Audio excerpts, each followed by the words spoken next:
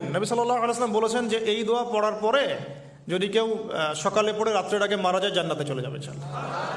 রাতে পড়ে সকালের আগে ইন্তেকাল করলে জান্নাতে চলে যাবে ইনশাআল্লাহ। আমি ইস্তেগফারের আপনাদেরকে 2-3টা দোয়া শিখাই দেই আগে ছোট্ট করে।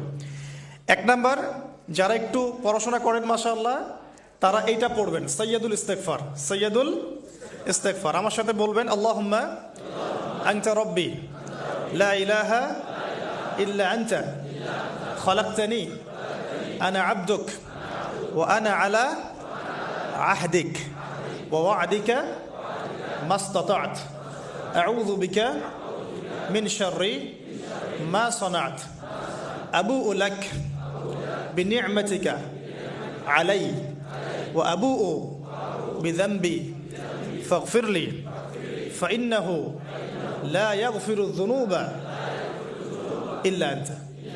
এই যে আমরা গত লেকচারে বলেছিলাম